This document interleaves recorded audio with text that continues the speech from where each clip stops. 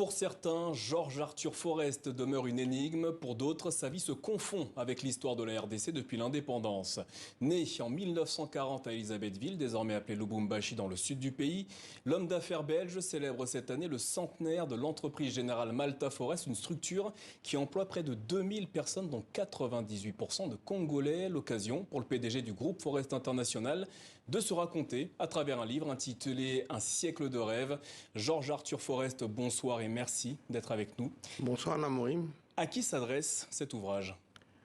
Mais en général, s'adresse à tout le monde. C'est un peu l'histoire de la famille pour rappeler ce que l'histoire également du Congo, comme nous sommes attachés, liés depuis longtemps à cette histoire et le pays également.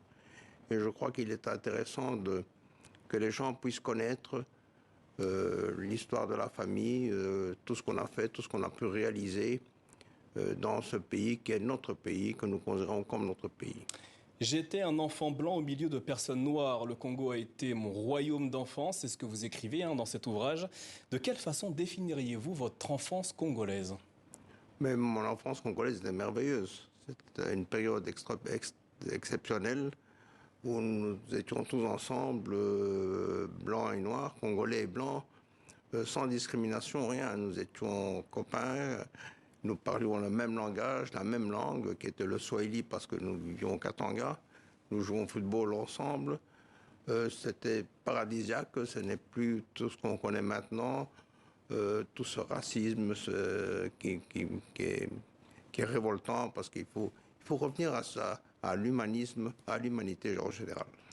Après vos études en Belgique, vous revenez en RDC prendre place dans l'entreprise familiale. Ce ne fut pas un long fleuve tranquille, notamment lors d'une journée en 1978. Pourquoi cette journée est-elle gravée dans votre mémoire? Mais en 1978, il y a eu la rébellion, la deuxième rébellion du Katanga, où les rebelles sont rentrés et ils nous ont cherchés pour être exécutés, considérant qu'on était proche du maréchal, Maréchal Mobutu, proche de la France, et on a dit nous sommes les ennemis du peuple. Alors que nous sommes des entrepreneurs qui donnions des milliers d'emplois aux travailleurs. Et ils sont venus pour m'exécuter. Et ils nous ont pris, ils m'ont mis contre le mur directement, sans jugement. Ma femme était là, mes enfants. Et ce sont mes travailleurs qui se sont mis devant en disant si vous voulez d'abord exécuter le patron, il faut d'abord nous tuer. C'était la surprise générale de leur part. De discussion en discussion, dialogue en dialogue. Forcément, en parlant le Swahili, j'ai pu placer un mot, deux mots, et puis on est rentré dans un dialogue constructif. Puis ils m'ont dit, bon, on vous garde prisonnier politique. Ils étaient perturbés parce qu'ils se sont rendus compte que les gens étaient avec moi et ils ne comprenaient pas ça. Sur votre parcours, vous avez fait l'objet de plusieurs accusations, notamment celle de trafic d'armes de la part de l'ONU et de certaines ONG. Dans votre livre, vous dites que les pires adversités, vous les avez subies face à certaines ONG. Portez-vous toujours un regard critique vis-à-vis de ces organisations qui œuvrent auprès des populations en RDC?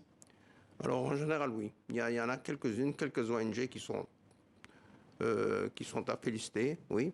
Mais d'autres, non, c'est de business. Qu'est-ce qu'ils font? Ils sont dans les 4x4 de luxe, dans les hôtels de luxe, à la piscine et autres. Qu'est-ce qu'ils apportent vraiment à la population? Des petits champs de maïs, des petits champs de tomates. Est-ce que vraiment c'est ça que la population cherche? Il faut apprendre à la population à travailler, à cultiver. Parce que l'agriculture est le futur du pays. Ce n'est pas seulement les mines. Le Congo n'est pas un pays minier. Le pays est un pays agro-industriel. Et je crois que c'est ça qu'il faut développer. Arriver à l'autosuffisance. Ces ONG viennent, c'est du business. Parce que eux, tant que la population est pauvre et dans la misère, ils vont apporter la nourriture et avoir de l'aide de l'extérieur pour les nourrir. C'est pas ça. Il faut créer de l'emploi dans le pays. Et lorsqu'on va créer de l'emploi dans le pays, les gens resteront dans le pays. Parce que les gens ne veulent pas quitter leur pays, en général en Afrique. Les gens quittent parce qu'ils ont le rêve de l'Afrique. Mais si on leur donne le rêve de l'Afrique, au lieu du rêve de l'Europe, ils vont rester. Alors justement, en parlant des réalisations des ONG, quelles sont les réalisations dont vous êtes le plus fier à travers votre entreprise, notamment en RDC? Mais fier, je dirais en général, presque de tout ce qu'on a fait. On a eu des échecs, on a eu des difficultés, on a eu des succès aussi. En général, tout ce qu'on a entrepris, je dois dire que je suis fier d'avoir réalisé toutes les différentes étapes que nous avons fait. Puis nous avons fait beaucoup de social aussi. Et quelles sont celles que vous regrettez ne pas avoir réalisées? Dans quel domaine? En général? En général. Je crois que j'ai fait presque toutes les activités économiques et industrielles du pays. J'ai touché à tout. Et de la banque aux mines, aux travaux publics, à la construction, à l'agro-industrie, aux élevages, à l'industrie. Je crois que j'ai été dans tous les domaines. Alors justement, vous faites partie des rares personnes à avoir connu les 5 présidents qui ont dirigé la RDC depuis l'indépendance. Dans votre ouvrage, vous revenez longuement sur le maréchal président Mobutu. Vous a-t-il laissé un souvenir impérissable? Mais c'est un personnage remarquable quand même. On a beau dire ce qu'on veut. Il laissait les gens travailler. Il a quand même, les 5 premières années de son régime étaient fabuleux parce que le pays s'est redressé. Il a eu cette malheureuse initiative de la tsarinisation qui a décapité le pays, ça oui.